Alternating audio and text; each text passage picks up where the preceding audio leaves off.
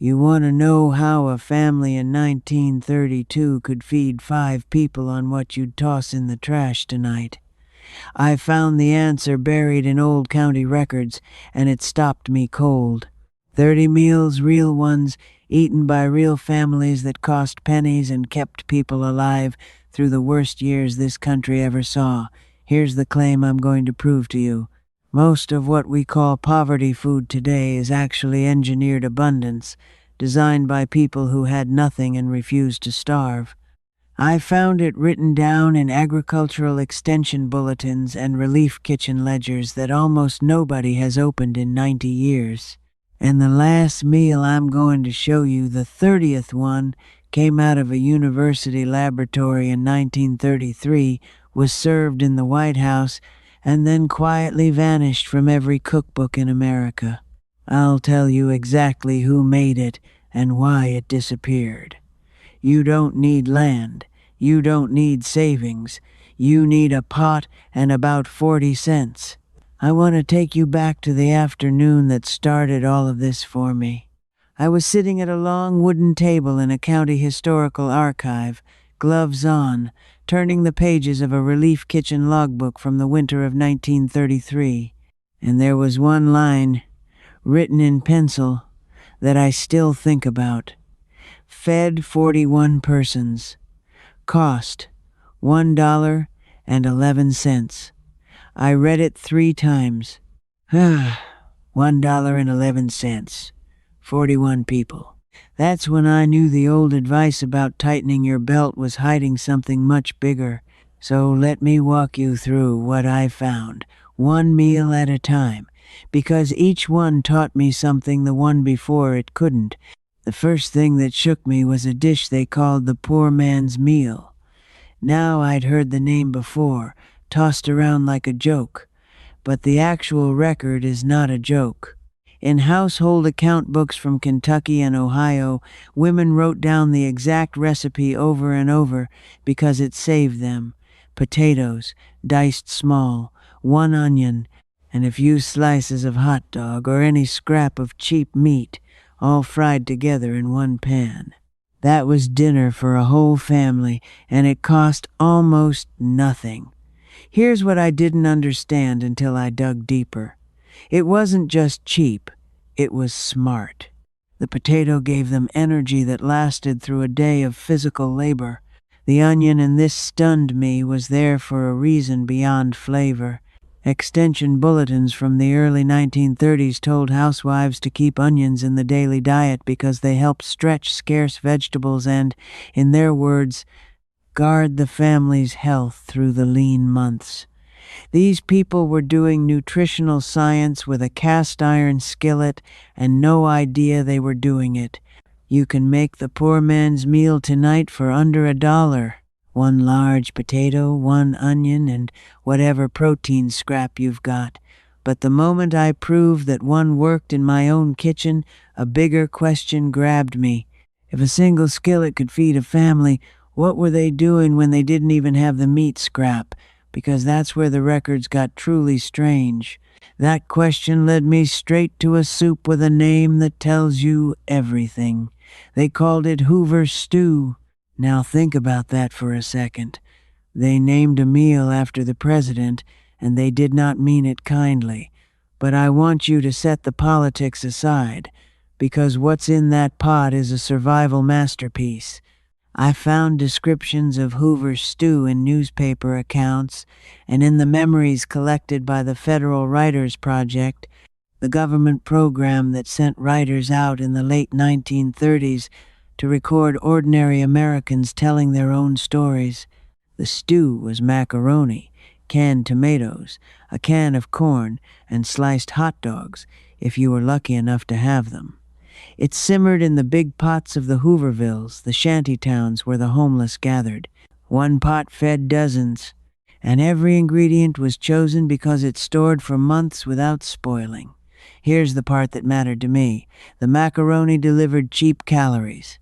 The tomatoes gave vitamin C, which kept a disease called scurvy away when fresh fruit was impossible. The corn added a little more substance. Nothing was random. Every single item earned its place in that pot. You can build a version this week for a couple of dollars, a box of pasta, a can of tomatoes, a can of corn, and any cheap sausage and feed a family for 2 days. But here's what nagged at me as I read those accounts. These were the meals for people who still had a stove and a few cans. What about the ones who had less than that? What did you eat when the cupboard was truly bare? Therefore I kept digging, and I found a whole class of meals built out of almost nothing at all. The one that broke my heart a little was milk toast. It sounds like nothing. Stale bread, warm milk, a little butter and salt if you had it, maybe a spoon of sugar. That's it. But I found it mentioned again and again in accounts of the sick, the very young, and the very old during those years. It was gentle, on an empty stomach. It used bread that had gone hard so nothing was wasted. And it turned 2 scraps that most people today throw away, dry bread and the last of the milk, into something warm and filling. I tried it, honestly expecting to hate it. And I understood immediately why it survived. When you have nothing and you're cold and tired, a warm bowl of milk toast feels like being cared for. That's not small. During the Depression, feeling human was part of staying alive, and these people knew it. The food fed the body, but the ritual of a warm bowl fed something else. Now here's where the investigation turned, because I started noticing a pattern in these records that changed how I saw everything. Somebody had figured all of this out in careful detail, tested it, and written it down for the public, and I wanted to know who. That's when I stumbled onto the agricultural extension offices, and what I found there made me realize this knowledge didn't just survive by luck. It was preserved on purpose, and then later it was allowed to slip away. Let me explain what the Extension Service was, because most people my age have never heard the real story. Back then, land-grant universities ran a network of home economists whose entire job was to teach struggling families how to eat well on almost no money. They printed bulletins by the millions. They held demonstrations in tiny rural towns.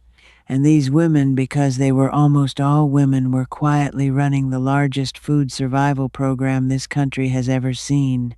I found bulletins that laid out weekly meal plans for a family of 5 on what amounts to a few dollars a week in today's money. They told you exactly how many eggs, how much cornmeal, how many dried beans. They planned it down to the ounce. And here's the thing that got under my skin. This information was free. It was public.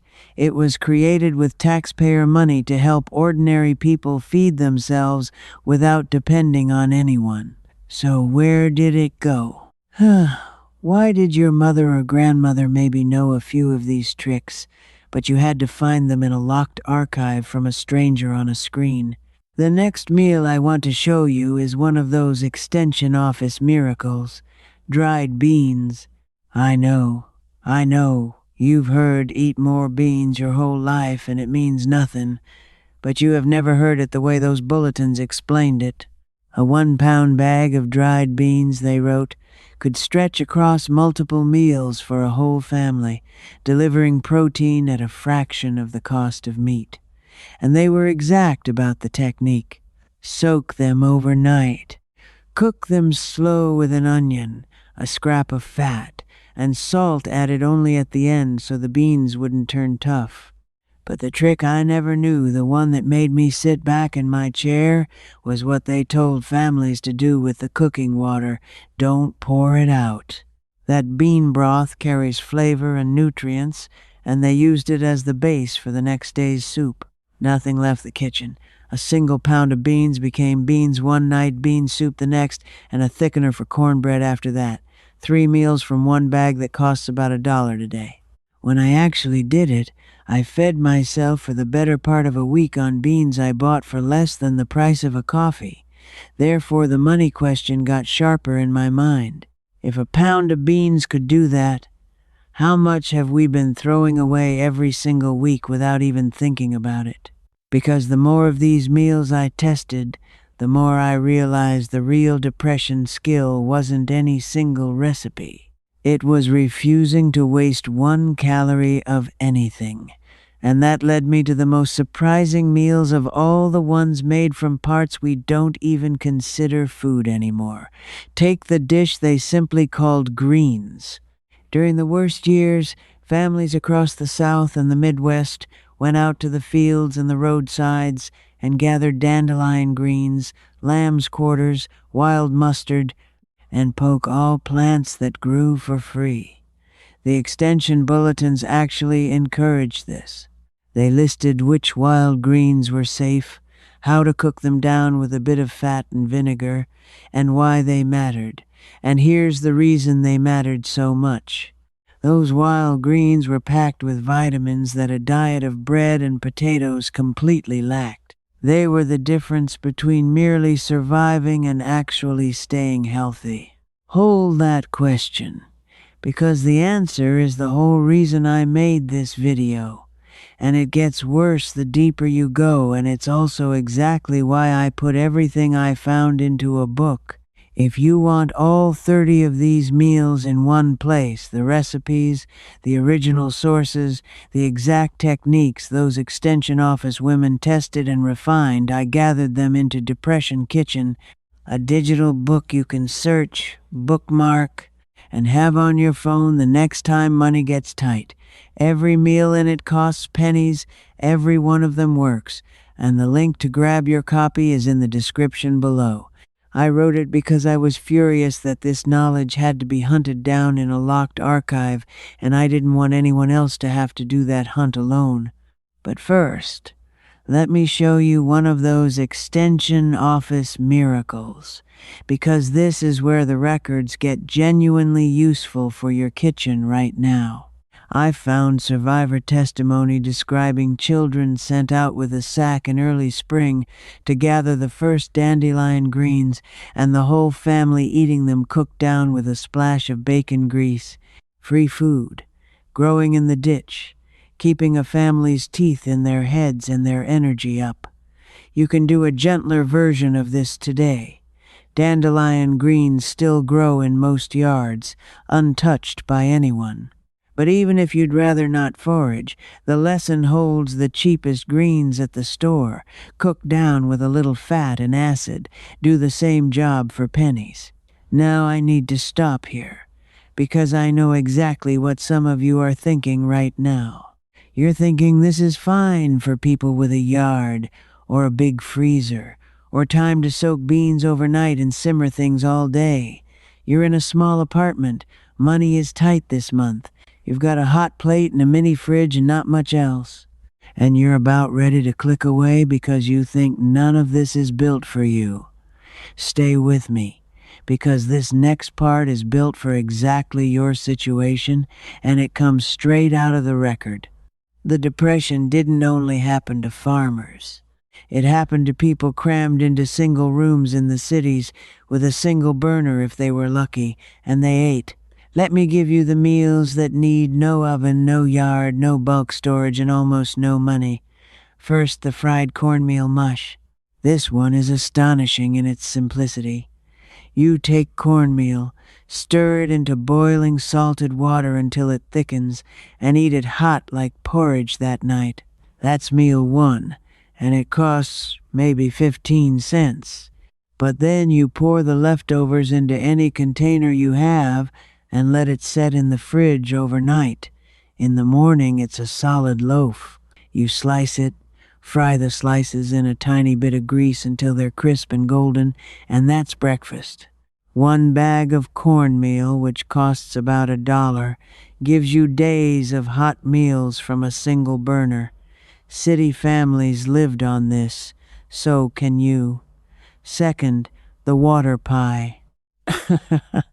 I did not believe this one until I made it. In the leanest times, when there was no fruit and barely any milk, people still wanted something sweet, and they made a pie out of water. Water, a little flour, sugar, a bit of butter or fat, and vanilla if they had it, poured into a crust and baked, or in the city version, cooked down into a simple pudding on the stovetop. As it cooks, the flour and fat and sugar transform into something that tastes rich and custardy. It sounds impossible. It works. And for a family that hadn't tasted dessert in months, that pie was a small piece of dignity for a few cents. Third, and this is the one for the truly bare cupboard, the onion and bread. A slice of bread, a raw or fried onion, salt, and if you had it, a smear of fat or drippings. That was a documented meal. It sounds like nothing, but the onion and bread filled a stomach and kept a person moving through a workday. I'm not telling you to live on it. I'm telling you that even at the absolute bottom, these people found a way to eat, and the way they did it still works in the smallest kitchen in America today. Here's why I'm pushing this so hard. Every one of these no-oven, no-money meals was written down and taught for free, on purpose, to help people exactly like you. And somewhere along the line, that free help got quietly replaced by expensive help. Instead of learning to make cornmeal mush for $1, we were taught to buy the boxed version for $4. Instead of dried beans, we were sold the cans. Instead of knowing how to feed ourselves, we were taught to keep paying someone else to do it for us. That's the villain in this story. And it isn't a person. It's forgetting.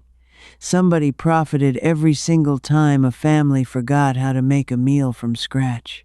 Every skill that slipped out of the record became a product you had to buy back. And the more I read those old bulletins, the angrier I got, because the knowledge was never lost by accident.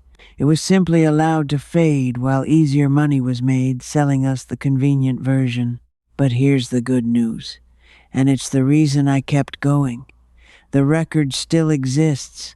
I found it, and the very best meal in it, the one I promised you at the start, is still sitting there waiting to be used. So let me finally take you to the 30th meal, the one that came out of a laboratory and got buried anyway. I want you to picture a home economics laboratory at Cornell University in the year 1933. The country is at the bottom of the Depression, and two women, Flora Rose and her colleagues in the College of Home Economics, are working on a problem that keeps them up at night. Families are starving not because they can't get calories, but because they can't afford protein. Meat is out of reach. Milk is expensive. Children are growing up weak on a diet of cheap starch. So these women set out to build from scratch the cheapest complete protein meal in America, and they did it. They called it Milcorno. Here's what it was. They combined dried milk powder with finely ground cornmeal in a specific tested ratio into a dry mix that stored for months and cost almost nothing. The milk protein filled in exactly what the corn was missing, and the corn filled in what a family couldn't afford in milk alone. Together they made a complete protein, the kind your body needs to actually stay strong for a tiny fraction of the cost of meat. You cooked it like a hot cereal, or stirred it into soups and breads, and the numbers were almost unbelievable. Feeding a person for a day on Milcorno cost only a few cents. Now here's the part that told me I'd found something real.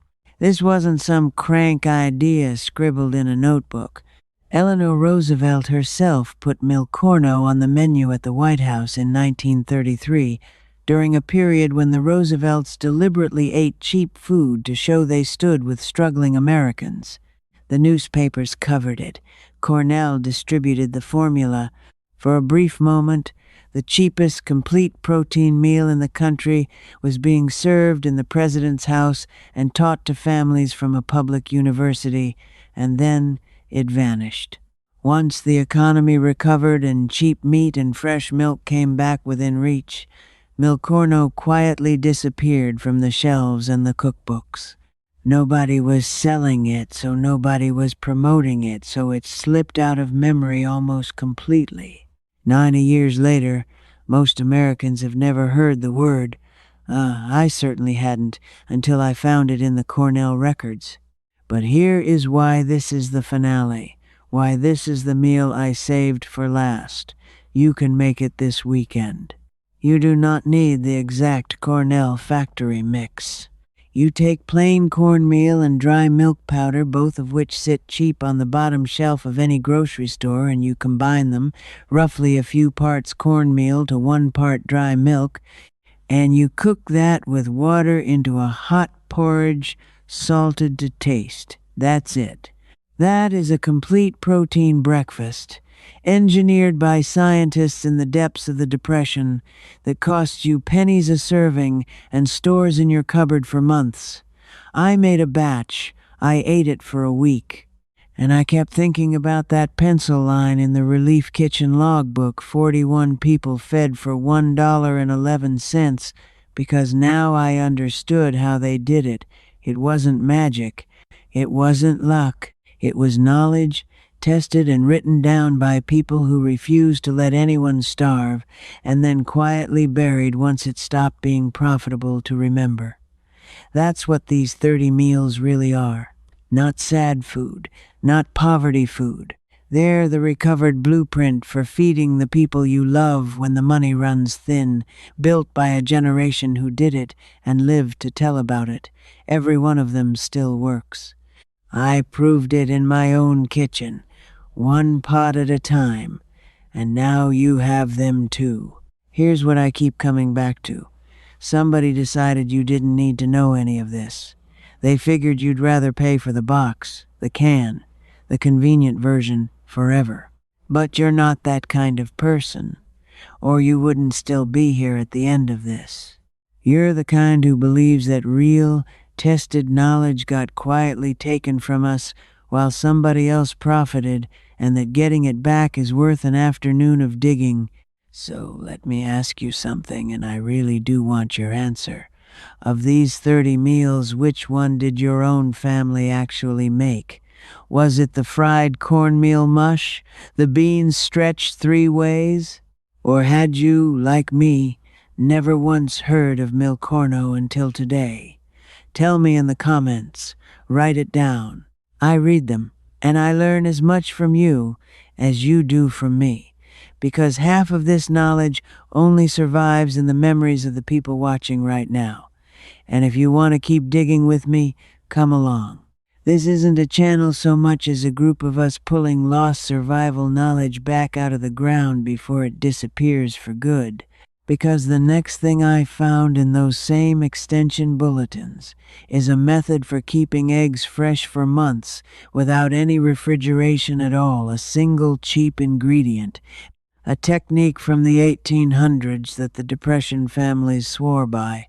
I've already tested it, and it works better than I ever expected. Stay with me, and I'll show you exactly how it's done. I found every one of these meals written down by people who refuse to starve, and I want to hand you the whole thing. Right where this video stops, my members pick up. That's inside the hard time circle. Puzzled by a recipe? Ask me. I answer you myself, not some machine. You won't be doing it alone. Just point your phone at the code on the screen. Cancel any time. 1 click. Come join me.